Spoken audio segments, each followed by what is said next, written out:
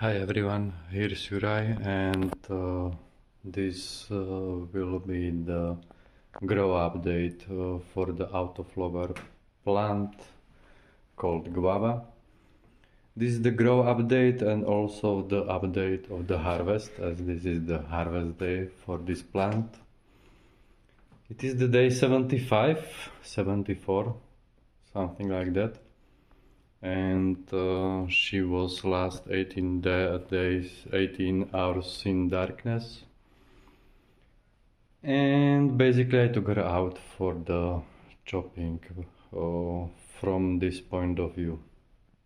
Also, I would like to share the experiences which I had with this plant to grow her, why I grow her, the way I grow her, and so maybe for the others also that can learn anything new. I decided from the beginning to grow the plant in this tall 60 centimeters cylinder. The cylinder has 20 centimeters wide and 60 centimeters tall. I wanted to observe the root structure of the plant and how the root structure is developing during the entire grow process.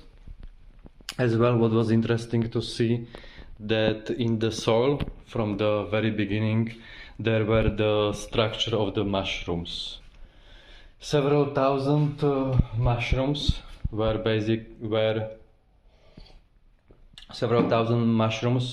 in the soil, and as the plant started to grow the root structure, she completely assimilated the entire mushroom network and completely overtake the whole volume of the soil.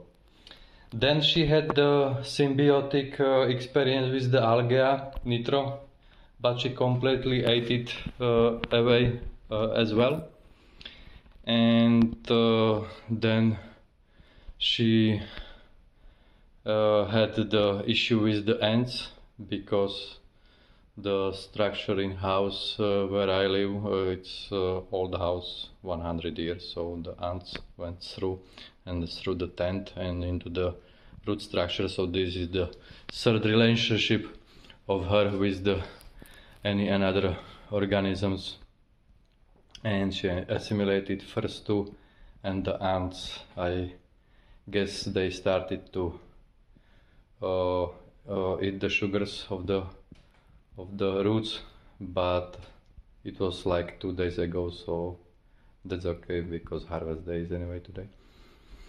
That's the interesting from perspective of what was the soil, what was the starting point of the soil. This was my experiment. I will no longer grow autoflowers in the glass cylinders because it's not needed. I will try to observe root structure as well in the double bucket systems, but in the glass cylinder is the best view.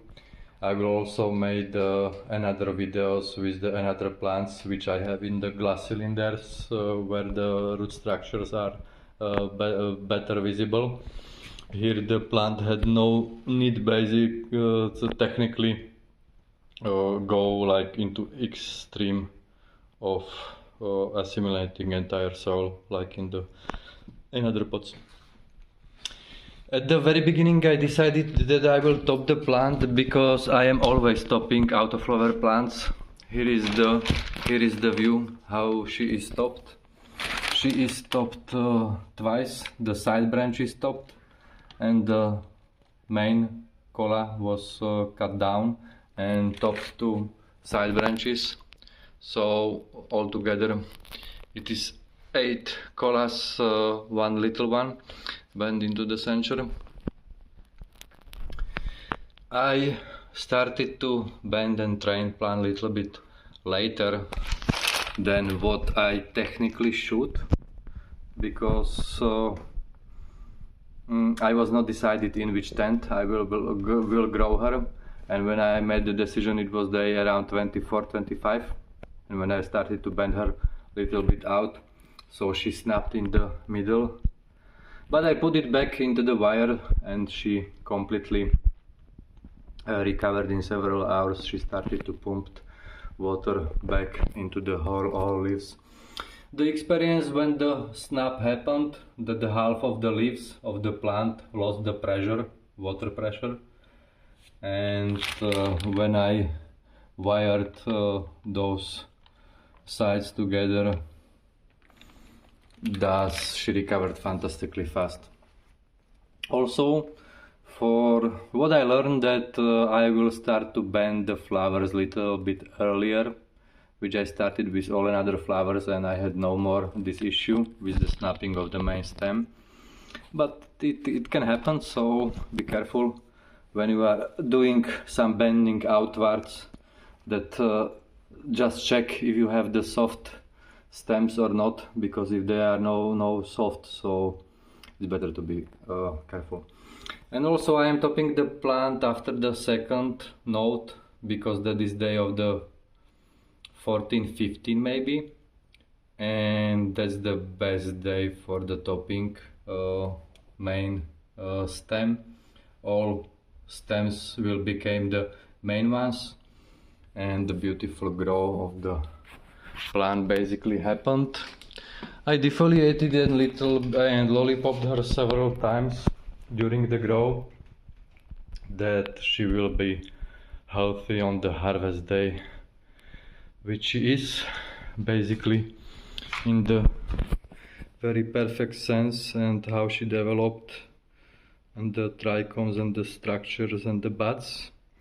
What is very cool about this plant is the smell. I would never tell that the smell of the plant can be really such beautiful tropical cut of the fruits. Literally, these plants smell like wet fruits, the wet tropical fruits which are freshly cut and rinsed through the water. So unique that this plant has this type of smell. I will definitely grow her one more time, but in double bucket system. This glass cylinder was totally cool from the perspective of experiment of this type of grow and root structure, and how those roots would develop and grow, and from that the main colas, how the smell will develop, how the structure would be. And so here is visible 8 main colas. I can tell that I lollipopped around half of the plant.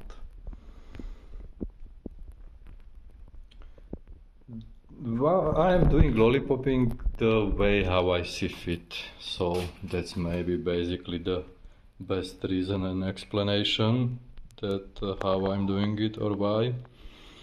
Because each plant has little bit different expression and view, and how she developed after the topping, mainly if the difference is if the plant is topped on the 4, 6 or 8 main colas. This is the 8 main colas. I had to cut little bit side branches. Main reason was that I decided a little bit late or later in the growing stage that in which tent I will grow the plant, so I needed to adjust her to that specific tent where she grew. Also, from technical point of view, the light spectrum, I grew this plant in the white and blue spectrum only. There is zero red spectrum, from the perspective that the plant is basically able to support herself, right? She by herself is quite strong to exist. Also, the ppfd of the light were around 700 to in the middle to 400 to outside. From the perspective, I didn't want it to blast this plant too much with the light, as I never do this with the plants, it's not needed. I'm trying to match with the light the natural biochemistry of the plant, that what she can really process during the day. And that's the reason why I adjusted the light, that when I see that the 2 hours before lights go off and the plant has leaves down, so her biochemistry is off, so not needed to blast her so much with the light. So I lower the volume of the light and she matched the cycle perfectly. So that's okay. Nutrients which I used, I didn't use any nutrients from the perspective of the beginning of the grow, because the nutrients were the mushroom network and the algae in the soil. I started to use Calmac 1 week before flower, and also I added her several times the phosphor and potassium during the first week of flower and second week of flower, because that's basically the second vegetative state where the plant is going, right? She stopped growing the structure and the leaves, but she's starting to grow the buds and the leaves on the buds. So that's the second veg for the plant, that she's creating complete new structure of the buds, also with the immense amount of the small leaves, so she needs that for the recreating that again. I had fun to grow this plant, but as well it is the last one I grew plant in such tall cylinder. It was cool experience to observe the roots, how they developed through top to the bottom. You can see the entire volume, and there are also the very thick roots, which are most likely like the tree branches, and also a lot of white fuzzy ones. From technical point of view, these fuzzy ones roots anyway are enhanced by the phosphorus added during the pre-vegetative stage, so that's what I did. The plant grew fantastically. She recovered from the first stopping in few hours, and the second as well. Snub was a little bit harder, but she made it anyway. So this was the grew update about the Guava strain. Fantastic smell of the plant. She grew nicely, very unique, very cool, and so that's all. Any questions, so you can ask in the comment sections. Have a nice time, so thank you for the watching. Bye.